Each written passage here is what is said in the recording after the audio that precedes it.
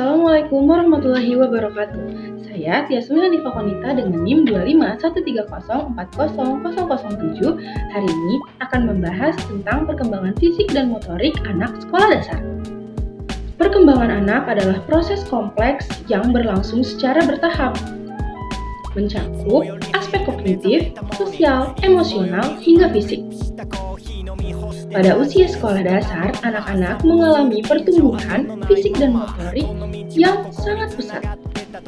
Perkembangan fisik dan motorik sangat menunjang kegiatan sehari-hari anak, serta menjadi persiapan bagi anak untuk masuk ke masa sekolah.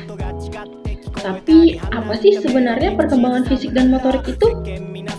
Perkembangan fisik sendiri merupakan perkembangan yang berkaitan dengan pertumbuhan tubuh, seperti tinggi badan dan berat badan. Sedangkan pertumbuhan motorik adalah pertumbuhan yang berkaitan dengan gerak. Di video kali ini, saya ingin memaparkan 3 teori tentang perkembangan fisik dan motorik anak. Yang pertama ada teori pendekatan neuromaturasional. Nah, pada teori ini disebutkan bahwa gerak muncul bertahap sesuai dengan kematangan sistem saraf pusat di anak tersebut. Lalu teori yang kedua adalah teori sistem dinamis. Nah, di teori ini lebih menjelaskan dan menekankan bahwa gerakan adalah hasil interaksi antara kekuatan otot, keseimbangan, persepsi, dan lingkungan. Lalu yang ketiga adalah teori pembelajaran motorik. Pada teori ini lebih membahas tentang pentingnya latihan dan pengalaman untuk mencapai gerakan yang otomatis dan efisien. Sekarang kita masuk ke tahap-tahap perkembangan. Perjalanan ini dimulai sejak bayi dengan gerakan refleks, lalu berkembang menjadi gerakan sadar seperti berlari dan duduk atau berjalan. Di sini saya mengelompokkan 2 usia. Yang pertama di usia 2-6 tahun. Di usia 2-6 tahun, anak mulai menguasai motorik kasar seperti berlari dan melompat, serta motorik halus seperti menggambar dan mewarnai. Lalu di usia yang kedua yaitu adalah usia 7-18 tahun, biasanya koordinasi gerak menjadi lebih kompleks, cepat, dan kuat yang biasanya terlihat pada anak saat melakukan kegiatan atau aktivitas olahraga.